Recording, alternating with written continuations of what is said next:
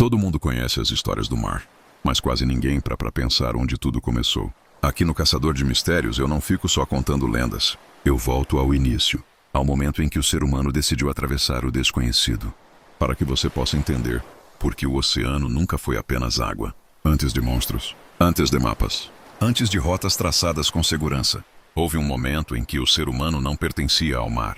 A terra era firme, a terra respondia, a terra permitia retorno, o horizonte não. Aqui no Caçador de Mistérios, eu não conto apenas o que aconteceu.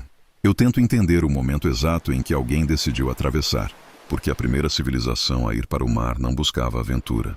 Buscava continuação. Até então, tudo o que importava estava atrás das costas. Família, abril, fogo, memória. Ir para o mar significava romper com isso. Significava aceitar a possibilidade de não voltar. E ainda assim, alguém foi. Quando estudamos a história, apontamos nomes.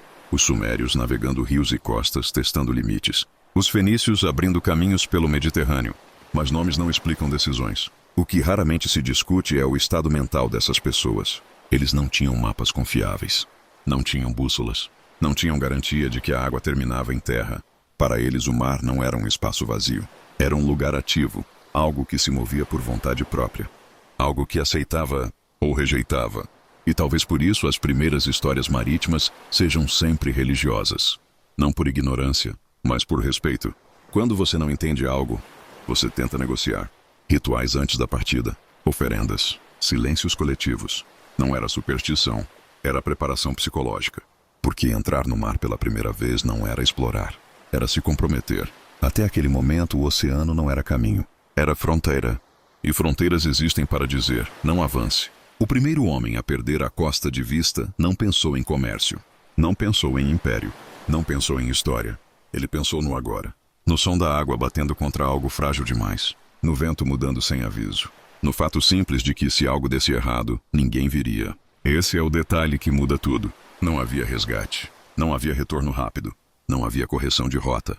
A primeira travessia foi um ato irreversível no momento em que começou. E isso muda a forma como você olha o mundo. Essas embarcações iniciais eram simples. Madeira, cordas, confiança. Mas havia algo mais forte do que qualquer tecnologia. Havia necessidade. A terra já não bastava. As rotas secavam, os recursos diminuíam, as perguntas aumentavam.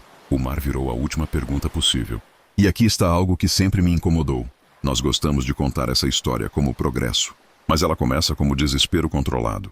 O primeiro navegador não avançou porque queria. Avançou porque ficar era tão perigoso quanto ir. E é nesse ponto que o mar muda de função. Ele deixa de ser apenas ameaça e vira possibilidade. Os fenícios entenderam isso cedo. Eles não dominaram o mar porque eram destemidos. Dominaram porque aprenderam a ler sinais mínimos. A cor da água, o comportamento das aves, a textura do vento. Eles não enfrentavam o oceano, eles o escutavam. Essa talvez seja a maior herança da primeira civilização marítima. Não foi o navio, não foi a rota, foi a mudança interna. O ser humano deixou de esperar que o mundo fosse explicável. Antes de agir, ele aceitou avançar sem garantia. E isso tem um preço. Porque quando você entra no mar, você aprende rápido que não controla tudo. Você aprende que força não resolve escala, que coragem não muda correnteza, que vontade não negocia com tempestade. Você aprende humildade. Talvez por isso o oceano nunca tenha sido totalmente conquistado. Porque ele foi o primeiro lugar onde o ser humano entendeu na prática que avançar não significa vencer. Às vezes significa apenas continuar. Aqui no Caçador de Mistérios, isso importa porque tudo nasce ali. As criaturas vêm depois. As lendas vêm depois. Os navios fantasmas vêm depois. As zonas onde o oceano não responde vêm depois. Tudo começa com aquela decisão inicial. Com alguém olhando para o horizonte e entendendo que não havia resposta suficiente para ficar. A primeira civilização a ir para o mar não buscava glória. Buscava sobrevivência ampliada. E talvez seja por isso que o mar nunca tenha se tornado totalmente humano. Porque desde o início, ele deixou claro uma coisa.